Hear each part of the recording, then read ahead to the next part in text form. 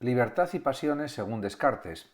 Realmente la libertad para Descartes es una idea innata que surge por nacimiento. En consecuencia, separar las sustancias era la única manera de salvar la libertad del hombre que no encaja en un universo mecanicista cartesiano. El hombre es libre porque tiene alma, según Descartes.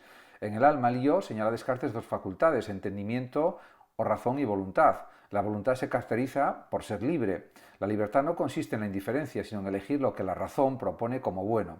El error, en cambio, se produce cuando la voluntad acepta sin tener evidencia suficiente. Las pasiones pueden perturbar la voluntad con emociones que afectan al alma, pero que se originan en el cuerpo, y Descartes las caracteriza como involuntarias. El alma no las controla y con frecuencia, en desacuerdo con la razón, provocan una servidumbre del alma.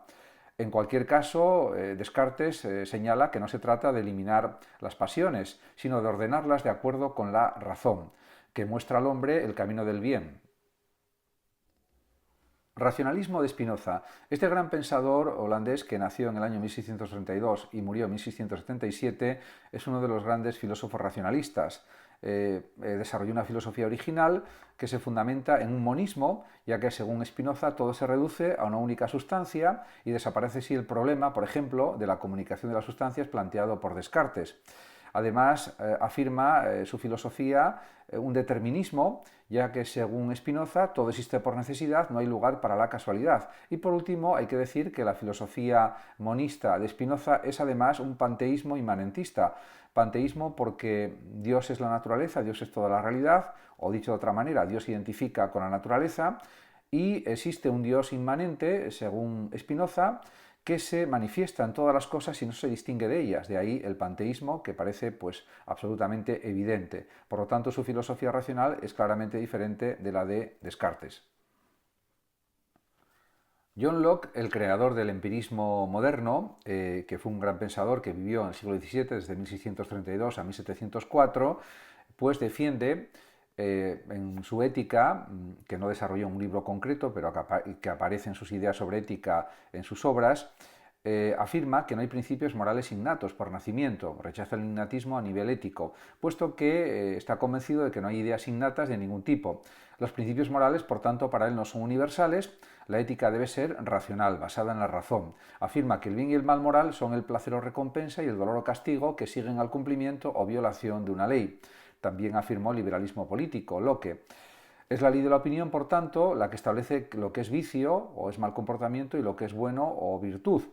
Y esta ley depende de los usos de cada comunidad. Así la moral sería más bien una ciencia de las costumbres desde el empirismo de John Locke, este gran pensador inglés. Fenomenismo y escepticismo de David Hume. Realmente, pues este gran pensador escocés, británico, acepta que las conclusiones de su crítica de los conceptos metafísicos y su reafirmación del empirismo, en el que la experiencia es la base del conocimiento, pues eso plantea que él reafirme la validez del fenomenismo, ya que solo conocemos los fenómenos pero no sabemos de dónde proceden. Y también se afirma su escepticismo. No es posible un conocimiento cierto, según Hume, más que a través de la experiencia. El de Hume, por otra parte, es un escepticismo consecuente con el análisis de nuestras facultades cognoscitivas, a la vez que moderado, puesto que acepta la creencia como guía para la vida, por ejemplo, en relación a la crítica del concepto de causalidad. Hume, diríamos, no es como Kant, que afirma que la causalidad es una categoría del entendimiento. Para Hume, la causalidad, el causa y efecto, la causa y el efecto, son el resultado del hábito, de la costumbre. Ética utilitarista de Stuart Mill. Realmente Mill en filosofía política, por ejemplo, afirma que el Estado debe poner en marcha una serie de impuestos y tasas para una justa distribución de la riqueza en cualquier Estado, en cualquier país.